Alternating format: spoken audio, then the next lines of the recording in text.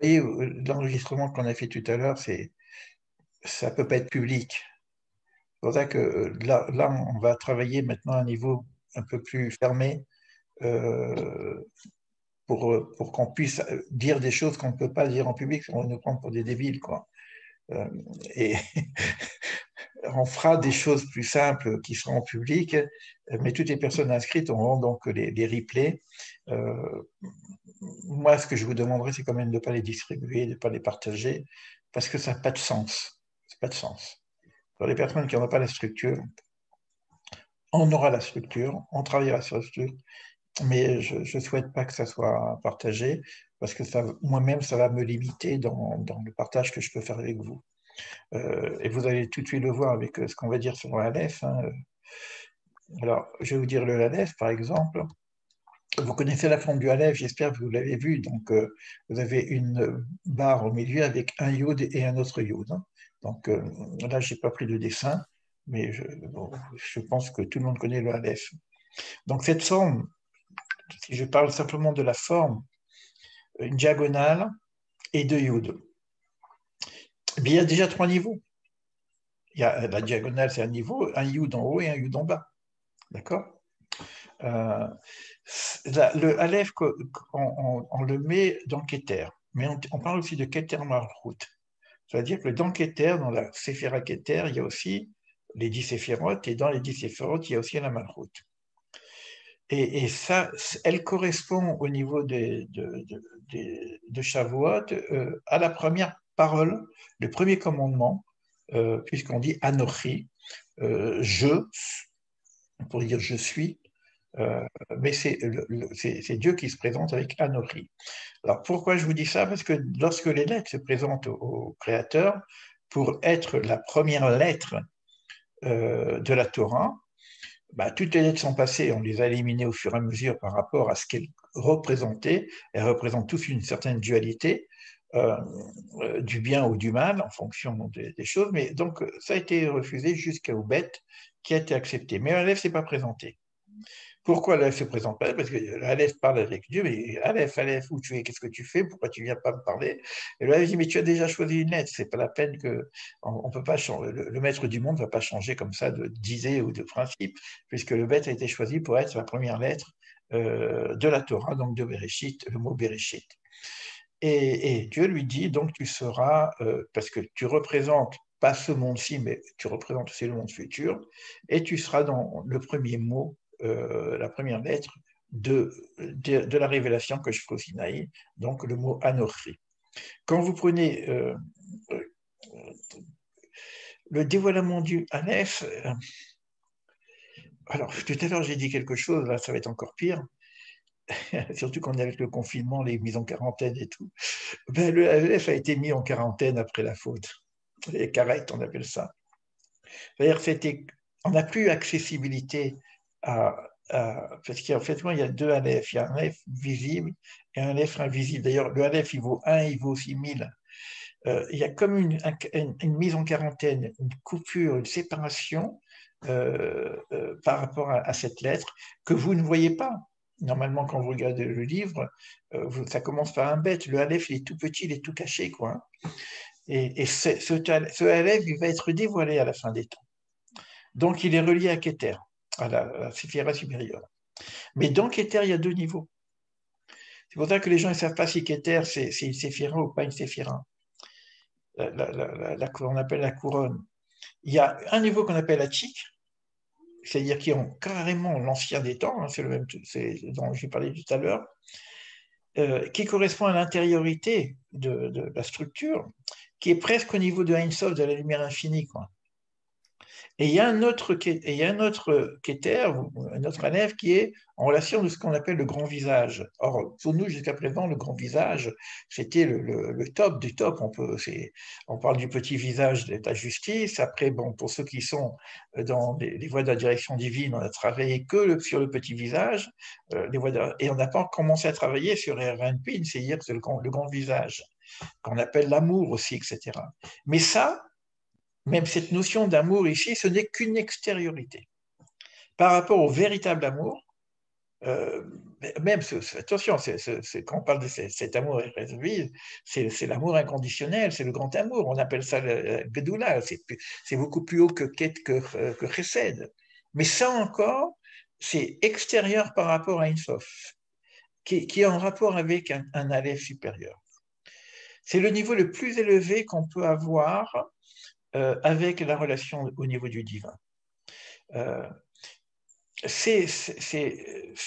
comment dire, c'est le niveau de ce qu'on appelle Adam Kadmon, l'homme primordial. Euh, je ne sais pas, parce que c'est là, on rentre dans des trucs un peu compliqués. C'est en rapport avec, puisque les quatre mondes sont aussi des schèmes, des noms. Chaque nom a une structure mathématique, etc. Pour ceux qui m'ont un peu suivi, c'est en relation avec le schème qu'on appelle Av, c'est-à-dire Ain Bet, qui vaut 72. On est dans des sphères supérieures. Alors, maintenant, comme on parle de ces deux niveaux, il faut connaître qu'au niveau humain, c'est le niveau au max qu'on peut atteindre et que Moïse a pu réaliser et qui sera également réalisé par le Mashiach, par le Messie. D'accord? C'est la Neshama la plus élevée que peut avoir Israël. Alors maintenant, je vais vous parler un petit peu de la question qui m'a été posée, masculin, féminin, les eaux, etc. Dans la Gemara, c'est marrant parce que la Gemara, normalement, c'est la structure de la halacha, des commandements, des choses apparemment très pragmatiques. Il y a une Gemara qui s'appelle Chagiga, qui est très mystique, très, très métaphysique, et donc on parle de ce qu'on peut étudier dans la Kabbale, de ce qu'on n'a pas le droit d'étudier, il y a beaucoup de choses là-dedans. Et il y a dans cette Gemara une histoire avec quatre qui sont montés à ce niveau-là, dans le Gan Eden, et on nous dit qu'il y en a un qui est devenu fou, un qui est mort et un qui est devenu hérétique, Acher, et Rabbi Akiva, il est descendu avec le shalom. Manitou, il dit qu'il est monté avec le shalom, c'est pour ça qu'il est descendu avec le shalom. Quand on monte dans ces sphères-là, il faut faire extrêmement attention, et le shalom, ce n'est pas quelque chose de facile, à ce niveau-là. Et Rabbi Akiva, avant de monter, donne la structure. Il dit quelque chose, le texte, on ne sait pas de quoi il parle, mais c'est tiré, quand vous serez là-haut, et que vous verrez le marbre, ne dites pas maïm maïm. Ne dites pas de l'eau, de l'eau. Et, bon, et ça s'arrête un petit peu là. Alors, de quoi il s'agit? Le Aleph représente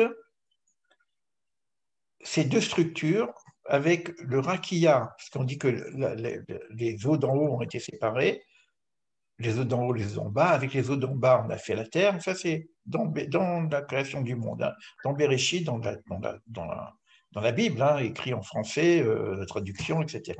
Donc, on ne sait pas trop que ça veut. C'est écrit, fait. Vous l'avez dans le littéral. Mais là, on va le revoir maintenant dans le Aleph. Donc, le Aleph représente un petit peu cette séparation des eaux, apparemment. Avec le niveau du yod en haut qui serait l'eau d'en haut et le yod en bas qui serait le yod, et le rakia c'est le vav.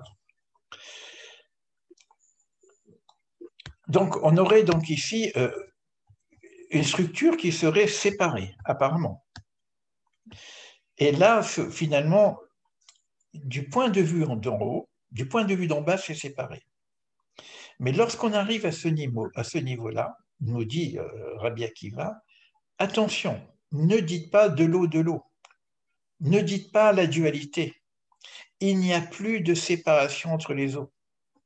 Le Aleph est totalement réalisé. On est dans la révélation de l'amour supérieur, ce qu'on appelle la délécoute avec le divin. Et à ce niveau-là, ne faites pas de confusion par rapport justement avec cette notion haut d'en haut, haut d'en bas. On est maintenant dans la réunification, le Aleph veut dire le 1. On a la réunification des eaux. Donc masculin, féminin, encore une fois. Cette union c'est aussi, nous dit le Rav, c'est aussi l'union, pas simplement de Chorma et de Bina, parce que c'est aussi l'union masculin-féminin, Bina étant le féminin et Chorma étant le masculin, c'est aussi la réunion au niveau historique, au niveau de l'histoire messianique, ça va être aussi la réunification du Messie ben Joseph et du Messie ben David, qui représentent ces éléments-là. À la limite, c'est comme on dit, attention, ne dis pas qu'il y a deux Messies. Il y a finalement un Messie ben Joseph qui va se réaliser en Messie ben David. Et ça veut dire que c'est comme si le Messie ben David, qui est le féminin, sera le dévoilement du Messie ben Yosef, qui est le masculin. Vous voyez de quoi ça parle? Et la Merkava, c'est le chariot, c'est la réunion de ces deux Messies. Et Moshe représente, le premier libérateur, en tout cas, représente celui qui a réussi ce contact de face à face avec le divin au moment du Sinaï.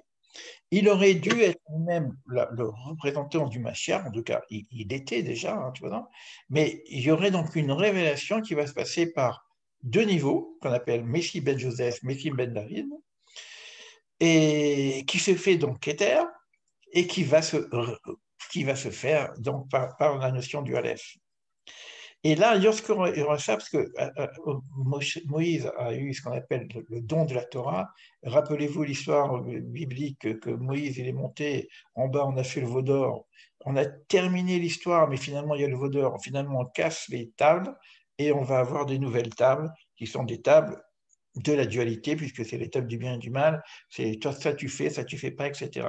On n'a pas eu les tables primordiales, on pourrait dire, et c'est ce qu'on devra avoir, cette Torah Hadasha qu'on appelle, c'est la Torah de Hatik, de l'Ancien des Temps. Et ce nous sera révélé par la notion du Mashiach.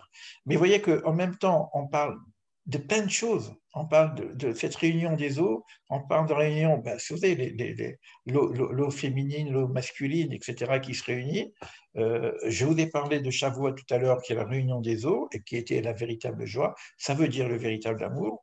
Et on nous parle ici et ça, c'est dans le Aleph. Vous voyez que le Aleph, par rapport à ce que moi j'ai déjà dit, voilà, ça va très très loin. La forme du Aleph, c'est ce elle nous annonce ce principe-là. Et qu'est-ce qui s'est passé là-haut? Pourquoi il y en a un qui est devenu hérétique? Parce qu'il a vu la dualité.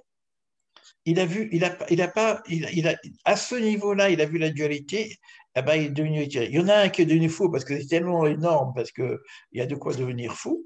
Il y en a un qui est mort, il dit, bon, je suis dans l'un, j'ai pas envie de revenir dans le deux, quoi. Je reste là-haut, je suis bien dans ces eaux réunies, j'ai pas envie de redescendre dans les eaux d'en bas, quoi.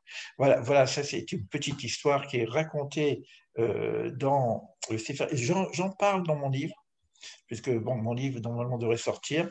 Euh, J'en parle dans mon livre, bien que dans mon livre je parle que de mon enfance, mais il s'agit aussi de l'enfance, il s'agit de l'enfance, de la création du monde, quoi. On est vraiment au début, début, début. Voilà pour la Aleph. Très vite, je vous plane complètement. Je ne sais pas ce que je fais là, mais bon.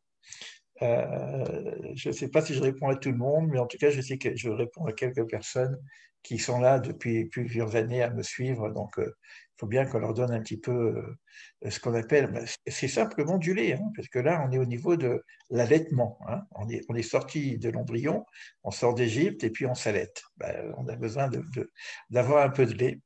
Mais bon, ne vous inquiétez pas, ça ne sera pas tout le temps comme ça. Je vais venir sur le bête, mais pas aussi ésotérique que ça, parce que j'aurais que vous ayez un exercice de base, et qui sera l'essentiel de notre partage d'aujourd'hui. Je coupe l'enregistrement.